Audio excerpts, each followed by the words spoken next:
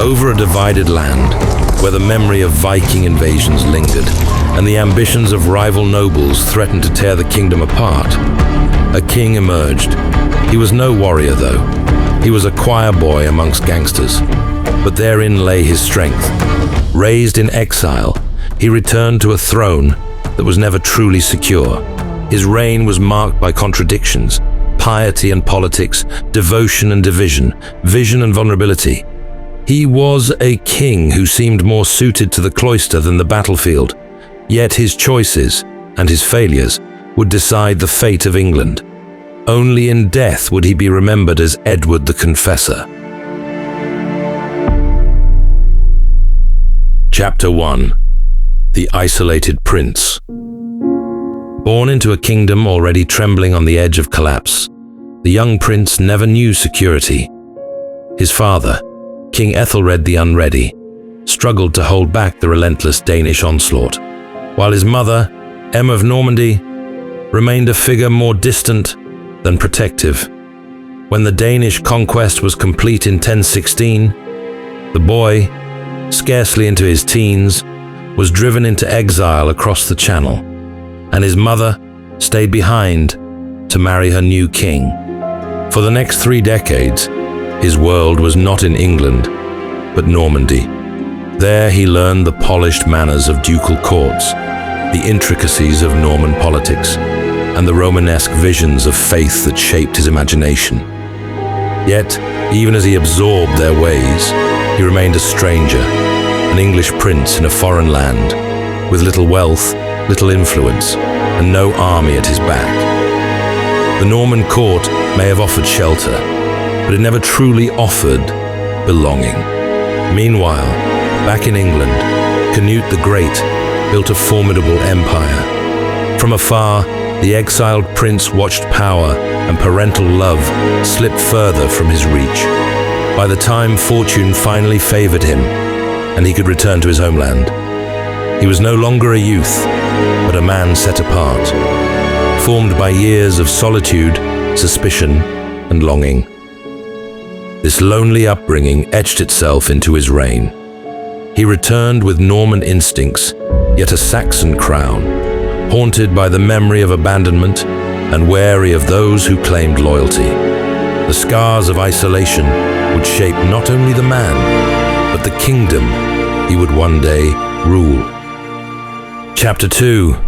Claiming the Crown. The prince who had spent 3 decades in exile returned to England in 1042, but what awaited him was hardly a welcoming homecoming. At 37, he was more Norman than Saxon in language and manners, speaking French more comfortably than English, and preferring the company of priests to warriors. To many of the hardened nobles who ruled the shires, he was a stranger in his own land. His accession was possible only because of circumstance. His half-brother Harthacnut died suddenly, leaving the throne vacant. Yet blood alone was not enough to secure Edward's crown. The real power in England rested with the great earls, Siward of Northumbria, Leofric of Mercia, and Godwin of Wessex. Together, their land holdings and military strength could determine who wore the crown. Edward's kingship depended on their goodwill. Of these magnates, none was more powerful than Godwin. In gangster terms, he was the boss of bosses, and Edward quickly discovered that he could not rule without him. In 1045, Edward married Godwin's daughter Edith, cementing an alliance that appeared wise on the surface. He also rewarded Godwin's sons with key positions, granting Harold the earldom of East Anglia. This deal secured Edward's throne, but at the cost of his independence. The Godwins now directly controlled more than half of England, their influence overshadowing the king himself. This imbalance of power soon became clear. Edward may have been king, but his every move was constrained. His piety and detachment made him an awkward ruler in a court dominated by ambitious families. The crown he had claimed came with strings attached, strings pulled firmly by Godwin and his heirs. And yet, Edward was not entirely passive. Though hemmed in by the Godwins, he showed flashes of independence, favoring Norman allies and nephews, introducing foreign customs, and dreaming of a monarchy shaped more by faith than force. This reliance on Normans would sow seeds of resentment that would haunt his reign. Edward's claim to the throne was both triumph and trap. He had achieved the crown he had long awaited, but it rested not on firm foundations of loyalty or lineage, but on fragile bargains with powerful men.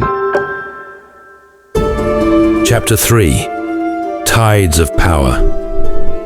The uneasy alliance between the king and the Godwin family was destined for conflict. Though Edward owed his throne to their support, he deeply resented their dominance. The crisis finally erupted in 1051, when Eustace of Boulogne, one of Edward's continental relatives, arrived at Dover. A dispute with the townsfolk turned violent, leaving several dead. Edward ordered Earl Godwin, whose lands included Dover, to punish the townspeople. Godwin refused, siding with his subjects against the king's command. It was a direct challenge to royal authority. Edward moved swiftly. Supported by Earls Leofric of Mercia and Siward of Northumbria, who had long resented Godwin's power, he forced the family into exile. Edith, Edward's queen and Godwin's daughter, was cast aside and sent to a convent. For a moment, Edward seemed to have broken free from his kingmakers. In their absence, Edward leaned heavily on his Norman connections. He rewarded Norman courtiers with estates and titles, inviting his nephew Ralph the Timid to build castles in Herefordshire. The king's reliance on foreign allies unsettled many English nobles, but Edward seemed comfortable among his fellow exiles turned confidants.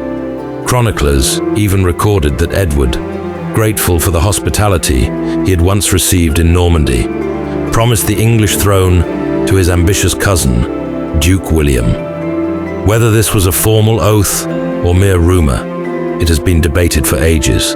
It planted a seed that would later change England forever. But Edward's freedom was fleeting. In 1052, Godwin and his sons returned with an army. As they sailed up the Thames, Edward mustered his fleet to resist them, but his men refused to fight. The king was humiliated. He had no choice but to restore the Godwins to power. Edith was recalled from the convent, though it was whispered that Edward never resumed marital relations with her. Godwin died the following year, but his mantle passed seamlessly to his son Harold, who became Earl of Wessex. From then on, Edward's authority waned. The Godwins had weathered exile and emerged stronger than before, while the king retreated further into prayer and the building of his abbey at Westminster. Real power lay not with the crown, but with Harald, the man who would one day stake his own claim to England's throne. Chapter 4. A Saintly Power and a Loveless Union. As political struggles swirled around him, the king gradually withdrew from the contest for worldly power. His authority, already undermined by the towering influence of the Godwin family, became more symbolic than real. He entrusted military command and the day-to-day business of governance largely to Harold, son of Godwin, while he sought comfort in prayer, ritual, and the life of the church. At the heart of Edward's troubles lay his marriage. His union with Edith of Wessex, daughter of the very man who had secured his throne, was never one of passion or intimacy. It had been a political pact, a transaction of convenience rather than affection. Whether by deliberate choice, illness, or estrangement, the marriage produced no children. This failure to secure an heir cast a long shadow over his reign. Without a successor, every noble and every foreign claimant could imagine themselves as England's future ruler, and the stability of the crown rested on the most fragile of foundations. As consolation, Edward dove deeper into faith. He was often found in prayer, or reading the scriptures, cultivating an image of holiness that set him apart from the warrior nobles who dominated the realm. His greatest worldly endeavor became spiritual in form, the construction of a vast stone church on the banks of the Thames. Inspired by the Romanesque churches he had admired during his youth in Normandy, Westminster Abbey rose as the largest building in Anglo-Saxon England. Nearly 100 meters long, it was a monumental statement of piety and vision, intended as both a house of God and the eternal mark of his kingship.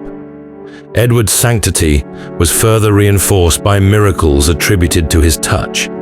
He was said to heal scrofula, a disease of the lymph glands, by laying hands on the afflicted. This practice, later known as curing the king's evil, blurred the boundary between monarchy and priesthood.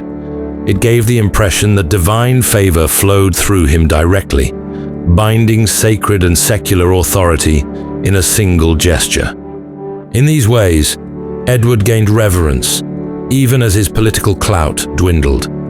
He was not a king of conquest or heirs, but one of faith, whose legacy was etched not in bloodlines or victories, but in stone and sanctity.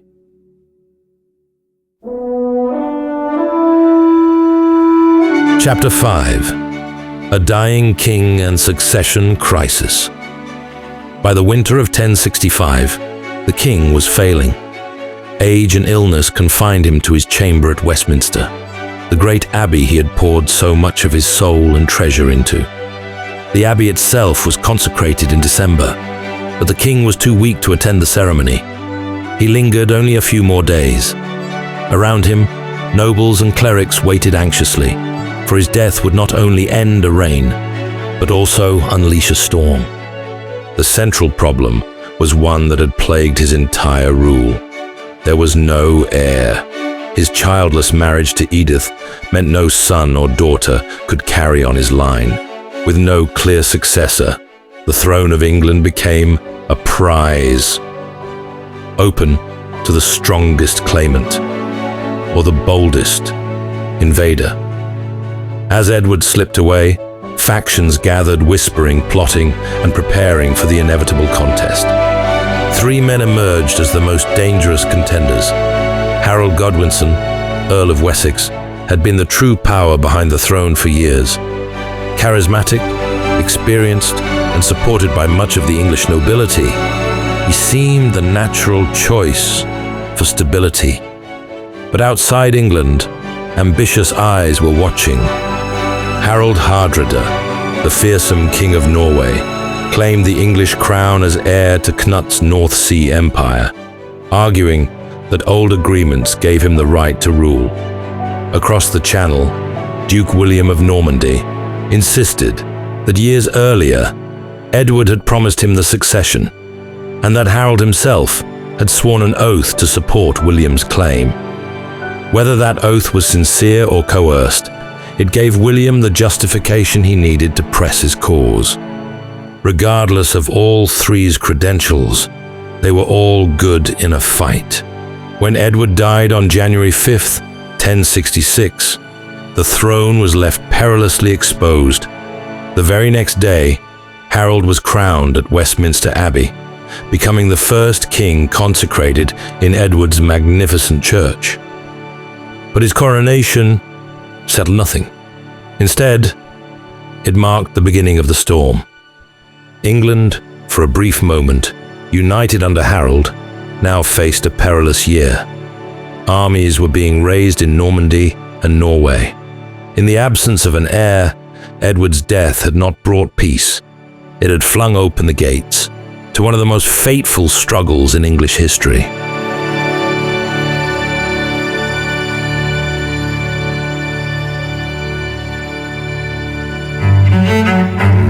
This is Long History Short, your shortcut to the whole story. We want to continue to bring stories that are worth the listen and help not only educate, but entertain a bit too. If you have any suggestions for stories you'd like to hear, we would love to know. Leave a comment, and if you haven't already, be sure to subscribe.